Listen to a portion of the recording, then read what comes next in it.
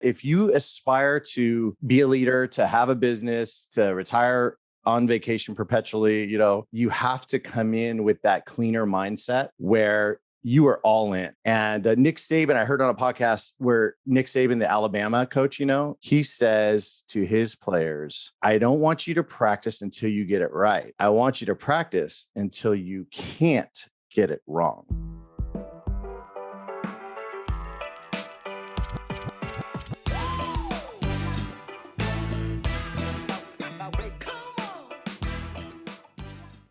Welcome to the show. We have Chris Bates on the show today. He's been on the Inc. 500, 5,000 4 times. He's been a Grammy nominee. He started 7 businesses and 1 charity. Currently runs teacherzone.com. If you want to check him out at teacherzone.com or losriosrockschool.com. Chris is going to talk about his unconventional youth and how his love of music and dreams to be a rock star led him down a different path than he expected. He's going to talk about the journey and constant, never-ending improvement that he's been on. And he's going to discuss how he went from wanting to be a rock star to being the founder of a SaaS system for management and leverage of learning. Don't forget to subscribe and welcome to the Edge of Excellence. Well, Chris Bates, thank you for making time and welcome to the show. How are you doing today? Matt Stewart, I'm really grateful to be on this podcast and it's good to see you. I think you're my second Emmy nominee. Grammy. The other one was an Emmy. You're my first Grammy nominee. Good. Oh, by the way, I sometimes tell people this show's not about accuracy. It's about exploration. And let's dive right into it. Chris, I'm going to start the same way we always start. What is your definition of excellence?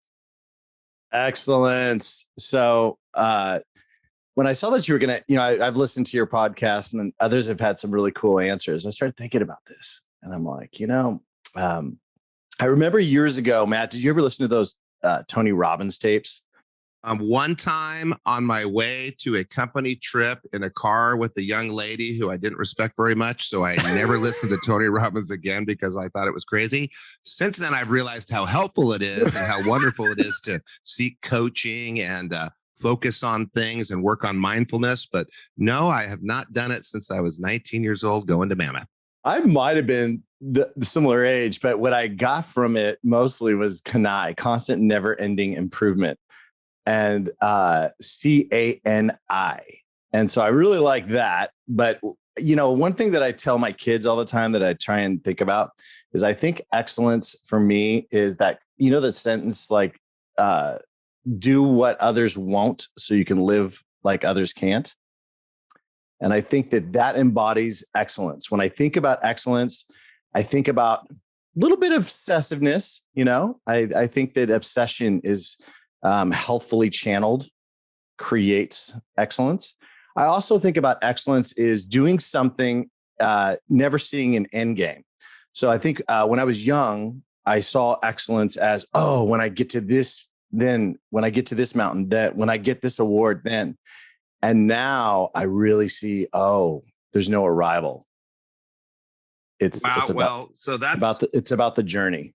So that kind of messes up the whole plan here. And it's interesting, Chris, because I talk to a lot of people in their 20s, and I spend a lot of time talking to people about their careers. And people I hear themes. I've been doing it for a long time, and I hear themes. And a lot of the themes are like based on TV shows. Like they want to go into house flipping to get to XYZ. A lot of them want to get into business to get to XYZ. And the XYZ lately has been to be done working at 35 and retire and manage my investments, which I say, well, that's called retirement.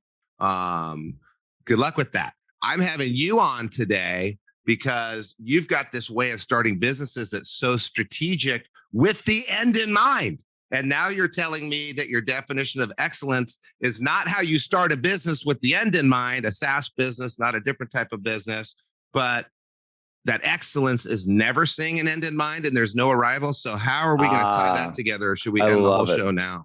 Yeah, I think we should. No, I think that's a great point. So here's the thing. I call it lottery mindset. And when we're young, we all got it. Anybody with any ambition, you got the lottery mindset. You're like, hey, when I get X amount of capital, when I start making this much money, when I get to this place, then, and you keep putting those goals in your mind, kind of like an Olympian, right? I want this medal. I want this thing. I want that. And I think that is, goals are healthy. And I think vision is imperative and decisiveness is imperative. And so let's speak on that. And that's what you're talking about. When I've created my companies, I am decisive and I do have vision. But I think where I was really naive when I was young is I thought that there was a rival. And what I found is that creates a lot of anxiety. And that if I work from having already arrived, then it just becomes a game. So then that idea of vision, that idea of like, where am I headed? I still have that, yes, but I'm doing the dance day to day and enjoying the ride. Does that make sense? So is it the end result to you as a person is never seeing an end in mind? There is no end to the being of Chris becoming excellent in a business. It can keep going in that direction and you may exit. But it's going to keep going because it never ends. But you're able to have a vision, you're able to set a goal, you're able to have a plan, and then you're enjoying the process. You're karma yogiing through it. That's how you tie those two together. I think you operate if you're talking about what is excellence. I think all excellent people operate like that. I don't know if you read Tim Grover. He was Jordan and Kobe's personal trainer. And he has a book called Winning. If you guys haven't read that, great book.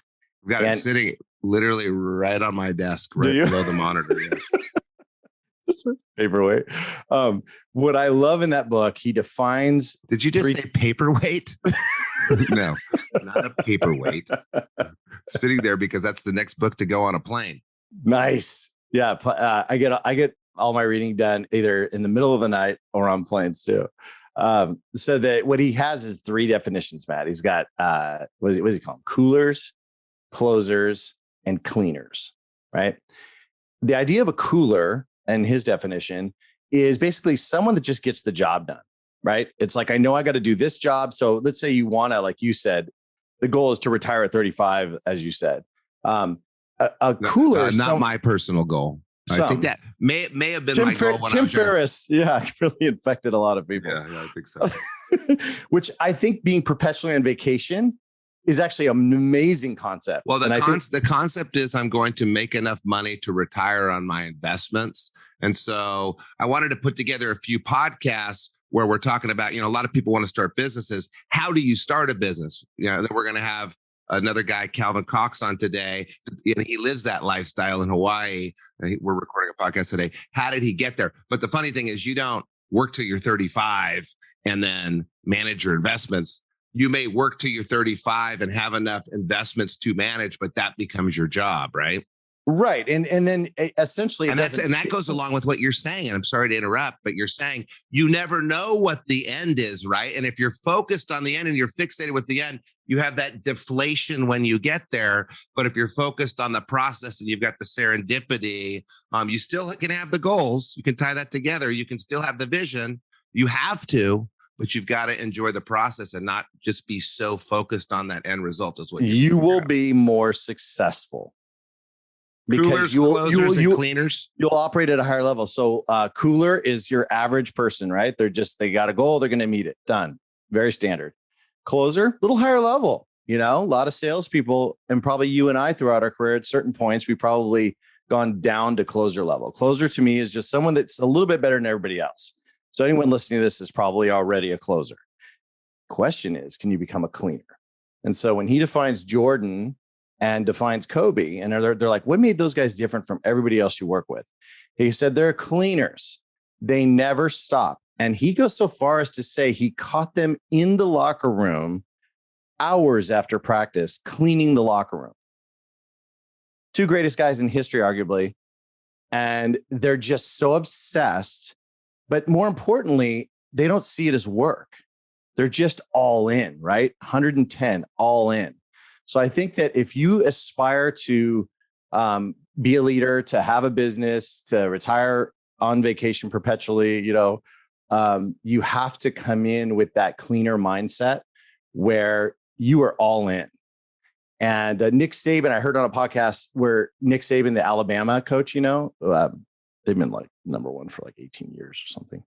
He says to his players, I don't want you to practice until you get it right. I want you to practice until you can't get it wrong.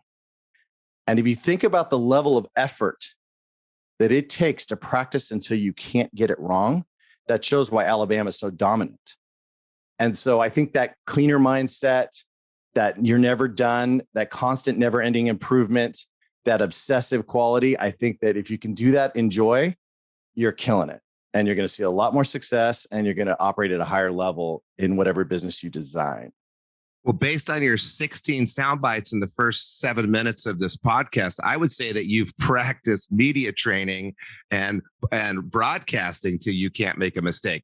And I want to move on. I think that's you packaged it pretty nicely there, and that's great for the listeners. Constant, never-ending improvement, tying into you can have a view of your goal, but never focusing on the end game. Focus, always looking at the horizon. We've talked before about go ahead and celebrate, and doing what others won't so you can live how others can't. And I love the Jordan, they just keep going. They make everything better. And you look at all the people that are excellent that we know. Someone told me you can tell who owns a business. That's the person picking up trash in the parking lot. Maybe that was you. But you think about the excellent people we know, they're just always making it better. Always. So do you want to, let's go into the what you said about vision, about starting a company. So, well, before we do, we got to back up a little bit, because you've got some exciting stories of hanging out, working as a security guard at the Playboy Mansion, hanging out with Motley Crue. So we do have to talk for just a couple seconds, because you're also, maybe you don't have the typical path. You're super successful. You've won these awards.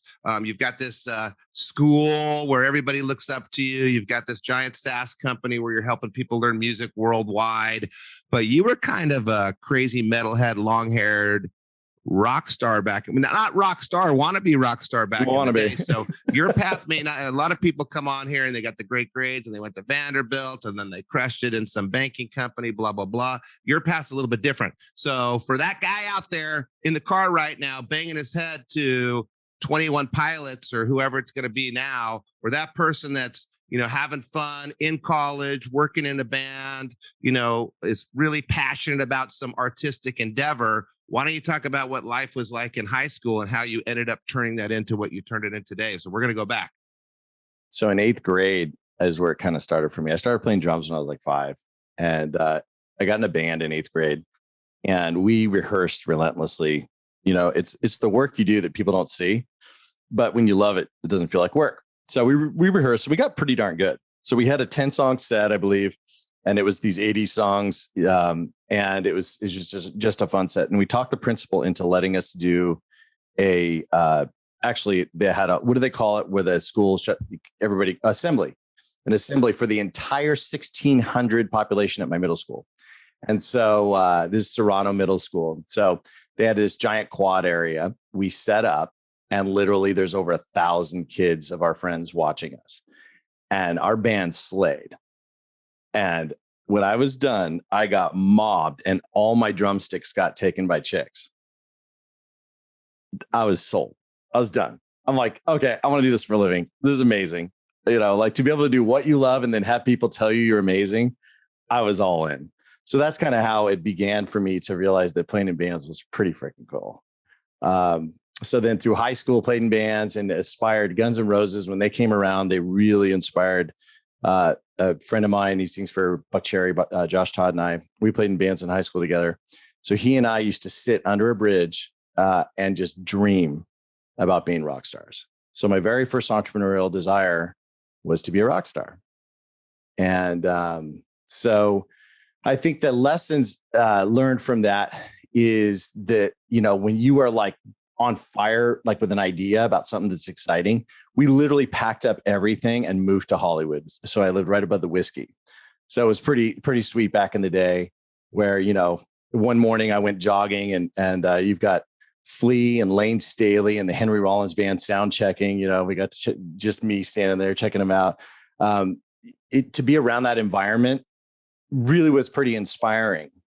Where I feel the lesson really helped me later in life is that I literally had no idea or vision of how to actually make it a business.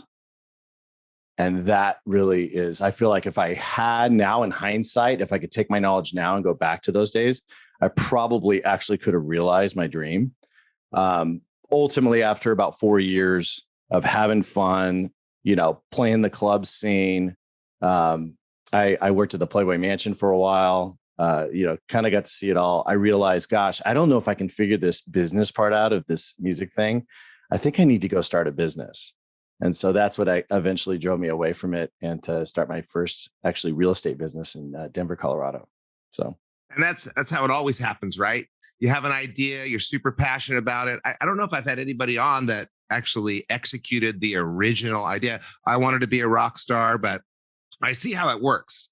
If you want to be a rock star, you need to be doing whatever you want to be a rock star at every moment. My daughter sings every waking moment. Your son plays guitar every waking moment. You play drums. And then you got to figure out, but let's back up a little bit. Just in the business of being in music, you're saying you're a good drummer, but you couldn't realize your dream of being a quote rock star because you couldn't figure out how to make the being a good drummer turn into being a member of a band, and being a member of a band is being a member of a business.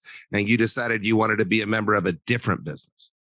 Yeah, it's so funny. You don't want to sell out when you're an artist, right? You're like, I'm not going to sell out. It's my art. So what you want is some magical thing to just happen and someone to elevate you to the clouds and say, you, Matt, are a god. And then everyone just worships Matt and you just say, yes, I am. And you get to do your art, right? And that's what all artists dream of. The irony is that is so not how successful artists operate. Successful artists actually operate more like business people. And a friend of mine that was on tour with Kiss, he had got to have breakfast with Gene Simmons and Paul Stanley one morning. And he told me about it. And he said, I felt like I was sitting with two accountants all morning. You're sitting with two of the biggest rock stars in history, and all they can do is talk numbers at the table. And so that's really telling, because the artist mindset is also the same thing that I think inspires a lot of us to start a business. It's that idea of starting something from nothing, of creating something from nothing. I think that is like magical. I really believe that entrepreneurs are the unsung heroes of the earth. I really believe that all of you out there that aspire to things, to do something that's never been done before, that you really are special. But, and this is the one big but, is a lack of decisiveness and a lack of follow through kills so many dreams. So if I think about Gene Simmons, what a wonderful marketer. I'm not going to get into Gene Simmons. What a great marketer. Yeah, you've got stories there too. and I know the finance background and the genius of his finance. I hadn't thought of that before. So someone's listening right now, and I've had people on that have gone into the music business in different ways. And I've had people that talk to me about wanting to create business around the painting or the sculpting. But the point that you're making is, if you're an artist and you're working on your craft and you're working on your 10,000 hours and you're coming up with your unique offering, you have to think that way. Unique offering, marketing, exposure, accounting, costs. Very few are just the artist. It used to be that some family would come sponsor you and you'd live this lifestyle that someone else was paying for. That doesn't happen anymore. You have to be an artist that's a business person. Like if you want to run a medical center, you have to be a business person that happens to be a doctor. Oh, you're yeah. You're a business person that happens to be a musician. Lady Gaga is a genius of business. So Miley Cyrus is a business genius. 100%. A genius. Like Taylor Swift's a business genius. And if you look at, we're acquaintances with David Lowery, the singer of Cracker. And he posted the other day, Matt, you would have loved it, because he posts all the numbers. He posts like all about, what's going on. And he's like, you guys, I'm getting clobbered right now. He said, you got to understand, as a band, we only make money on the last 2 of 10 shows. The first 8, just like all businesses, are paying for everything. He's like, now with all these pandemic stuff and everything that's going on, we're having to cancel 2 in the 10, meaning we're not profitable. And you guys keep wanting me to go back on the road. I'm grateful. I'd love to, but I'm not a charity. How do I reconcile? He's asking his fans, like, how do I reconcile? And he's right. At the end of the day, money is a metaphor. This was something that I wish my 20-year-old self knew, because I learned this more in my 30s and then really started embracing it later on. I think that money is a metaphor for how many people you help. It in its perfect essence, capitalism is that simple. If you notice any of the folks that you and I know, Matt, that are very successful, when you really dive deep, especially the ones that have gotten to 3 commas, if you dive deep into that, you look at it and they're like, oh my gosh, they've helped millions or tens of millions of people. And so if you really have a vision that will fix a problem or help people, then understand that money is so much more fluid, comes to you so much more quickly if you're thinking in terms of how can I impact people. So bring that back to art. A lot of artists think, oh, my art should just impact, but it's not going to. It's no art. You got to do what others won't, so you can live the life others can't. You want to be a rock star, live the life that other people can't? You better figure out marketing. You better figure out business. Yeah. You better everybody get it down. Look up Kennedy Stewart. She's putting out some great tracks, but at the end of the day, for her longevity, she needs to find the crowd that basically sees things as she does, right? Because if you're like screaming into the void of a bunch of customers that don't actually need your product or don't actually, connect with your art or your business, you're going to constantly struggle. So a big part of business is, like you said, changing and improving until you find your market fit, till you find your market, till you find your tribe. And then you keep putting in the time to grow your tribe. Taylor Swift's so good at that. She grows her tribe daily. Like, she's biggest on earth. She's still growing her tribe. Yeah. I find it so inspiring. So interesting. So you're hanging out. Did you go to college? I did. I actually transferred. You went to Santa Cruz. I forgot. After I left LA, I transferred from Northridge to UC Santa Cruz. That's right. So you're in high school, you go out, you're playing the gigs, you're a rock star hanging out with Guns N' Roses and Motley Crue and partying all night long. And then you have this epiphany that, wait a second, I'm not going to be able to do what these guys are doing. I don't think. I need to go in a different direction. And so you go off, you get into real estate and you start a real estate business and I didn't want to be the old guy at the club. Okay. That's right. You started too late. So you go the hair was too long. So you go in a different direction and decide, okay, I love music. It's going to be a hobby now. Because music is a business, I'm going to go figure out business. You start a real estate firm in Colorado. You start a printing company in California. You co-found a wonderful, famous music school in California. I know there's a couple more, and then eventually you end up with this SaaS business. So what I wanted to talk to you about is, people talk, they're listening right now.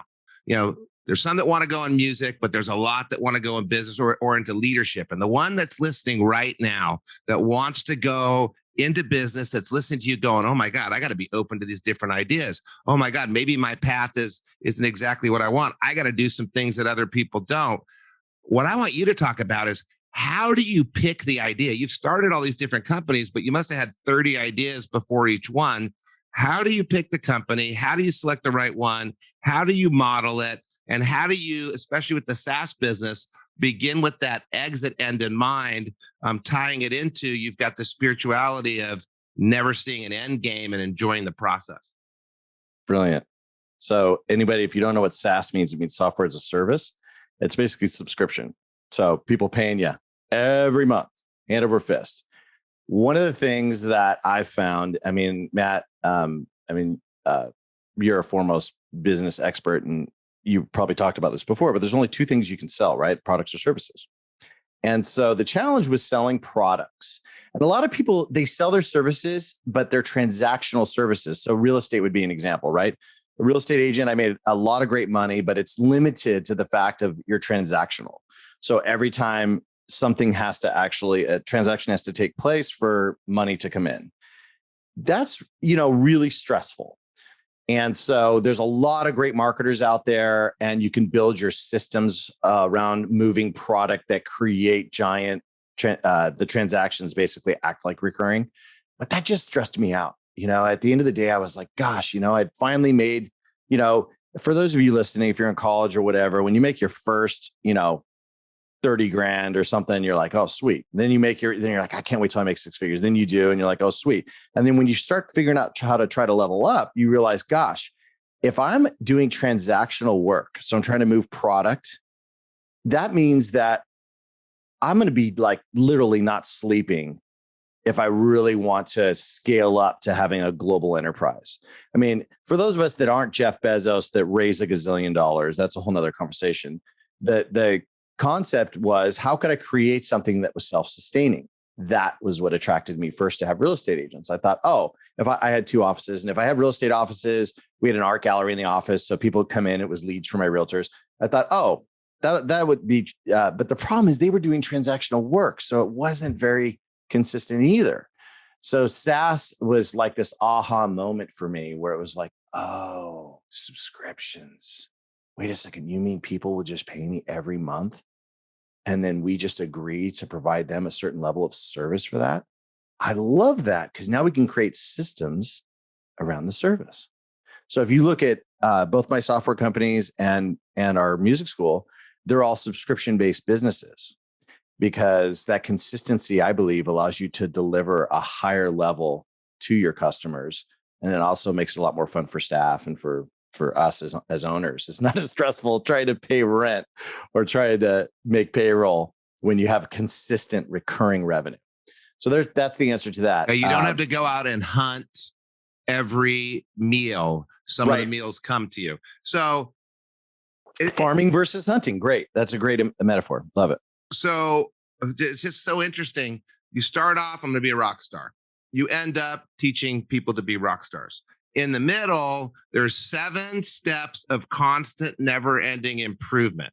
In the middle, there's 7 opportunities to have a vision, have a goal, but let it ride, let it go, never see the end in mind. So you're selling real estate, you're working with the marketing people going, wait a second, this real estate thing is so transactional. I'd rather do the business to business than you start a marketing business.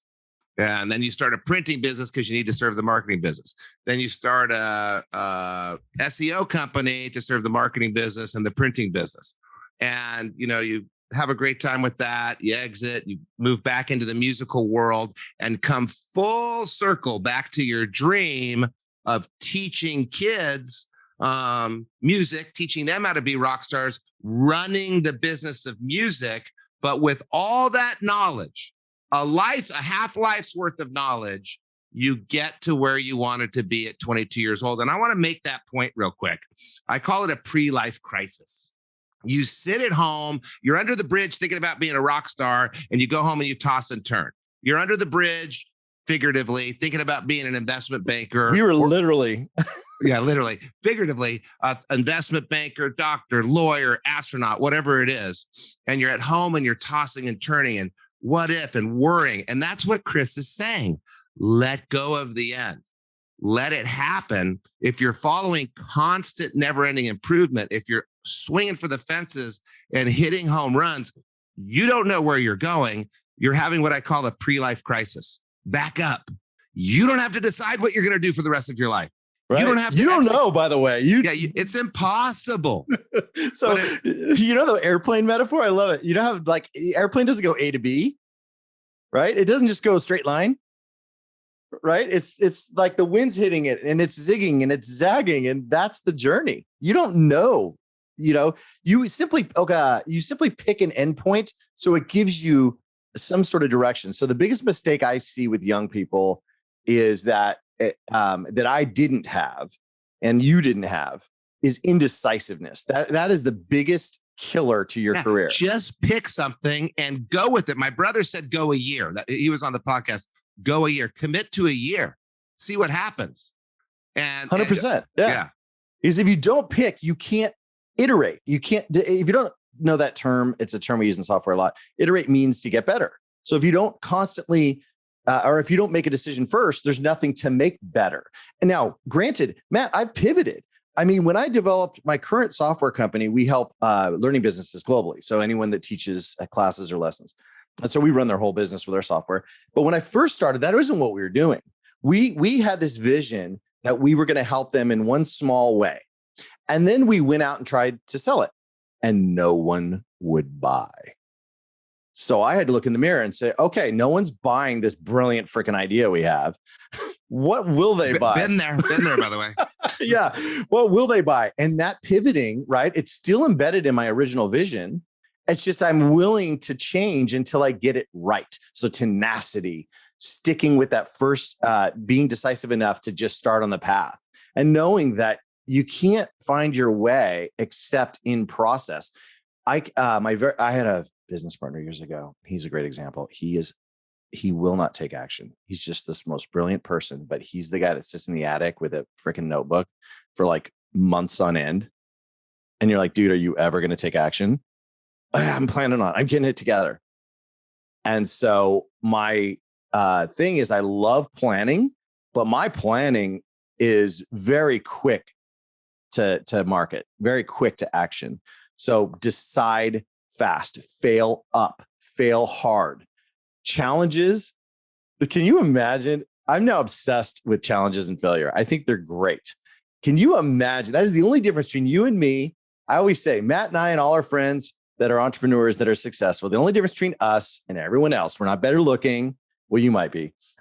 We're not more intelligent. Well, you might be. But at the end of the day, what makes us different is we're tenacious. We decide and we don't give up.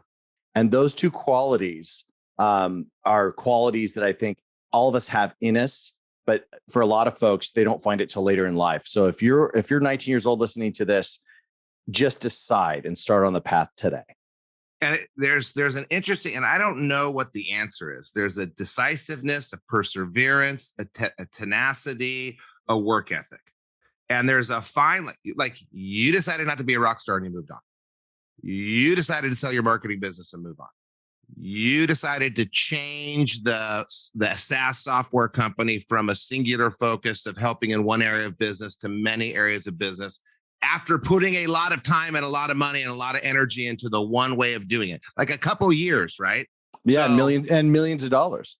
And the funny part about that part is, but I had already had success at that point, and I was cocky about my ability to create it again until no one bought. Yeah, and then I had my tails between my legs, like, oh, I guess just like always, I have to pivot again. So there's so many people, and I see them in my business, right? I hire these people, and some of them don't make it to training in the College Works business. Some of them last like a week. It's like, what are you doing, dude? We just put you through this whole 5 interview process, had you talk to alumni. We told you it was going to be hard. We said it was going to be the hardest thing. We showed you the list of the 40,000 people that did it and how they went and conquered the world, and they quit day one. So there's some people that just obviously give up too early. And then there's people that go too long. Like I had a chemical company. You're talking about brilliant ideas. A chemical company that killed and got rid of mold and mildew with no harsh chemicals that you could drink. Greatest thing on earth. I couldn't sell it. It wasn't in my core competency. I pulled the plug, lost a bunch of money, pulled the plug. I know it would have never worked, right? I had to be decisive. I had to stop being perseverant. Other companies, our construction company, lost a bunch of money for 10 years. We lost money in that business. 10 years. Now it's one of the biggest companies in its industry in the country. Because and by the way, if you're listening, but how do you know? How do you know to when to stop being perseverant or when to be more perseverant? I think you err on the side of keep going hard, right? And you've got to figure out a realistic line in the sand. But there's a fine line between going just long enough to hit the success and not too long. My brother says try everything for a year. I don't know. Took us 10 years to get our commercial construction company going really, really well. But I think there's a skill set, or maybe there's an experience, maybe it's trial and error. But I guess you could say at least try it for a year, be decisive and go. At least try it for a year. but err on the side of going too long, because as you're in that company, you were in that SaaS business and it's not selling and everything's sucking and your family hates you and you feel horrible, which happens to all of the entrepreneurs, especially the family hating us. My mom wanted me to move in with her when I had kids and stuff. When I lost a bunch of money, like, what are you talking about? So you kept going and reinvented, and that's perseverance, right? Yes. Yeah, I think the deciding to pivot for me, it is.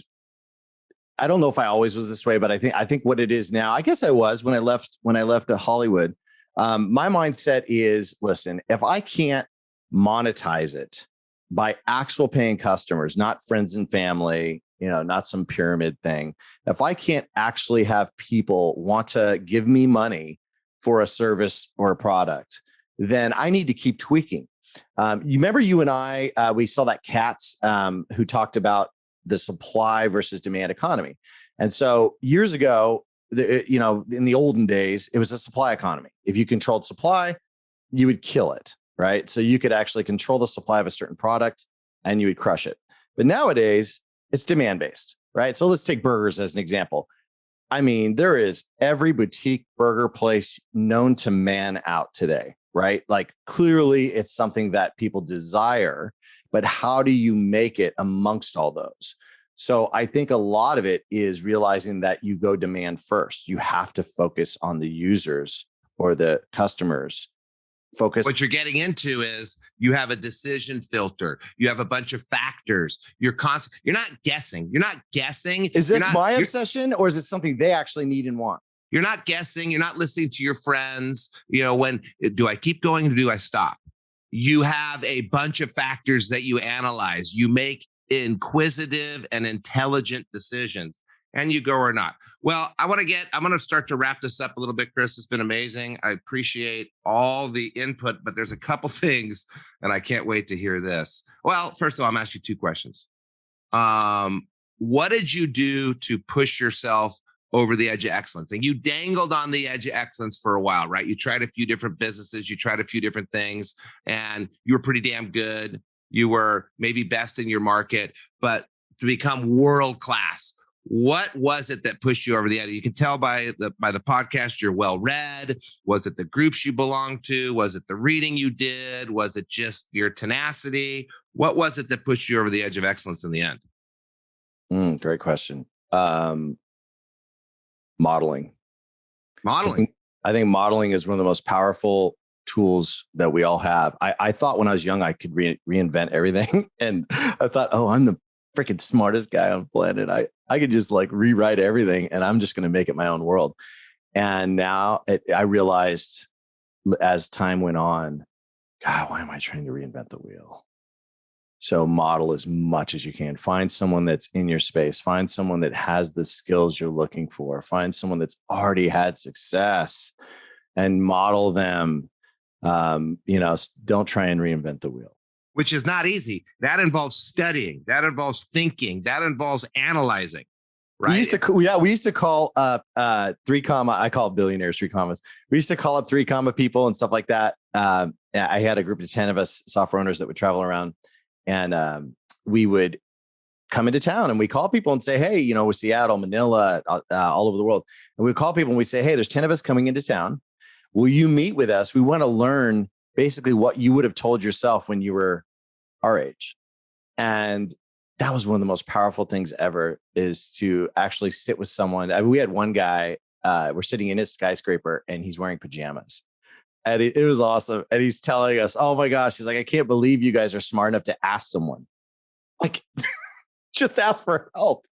So modeling to me is find someone that's already doing what you want and make them your best friend. Well, I know in your life you've made a few sacrifices. I know your father was head of security for Playboy Mansion after retiring from the first ever gang unit in LA. Thank you to your father for his service. And I know you sacrificed and left that job. I know you moved out of Hollywood, living above the whiskey. Some other sacrifices I almost said that I'm not going to say. But when you look at your life, what sacrifice did you make in your 20s that you look back on and you'll never regret making?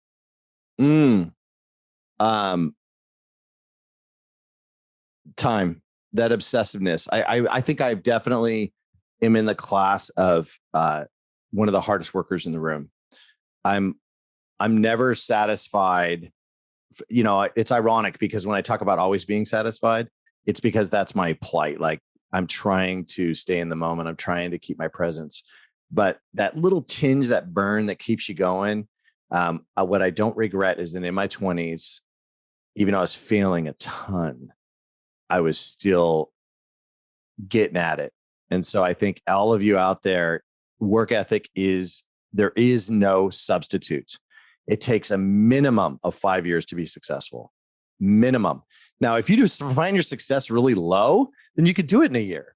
But sorry, if you're really talking about the people that you hang out with and we hang out with, and some of the people that have really crushed and made a difference in the world, it's a 5 to 10 year project minimum. Like you said, 10 years for the commercial side. Years. What are you talking about, dude?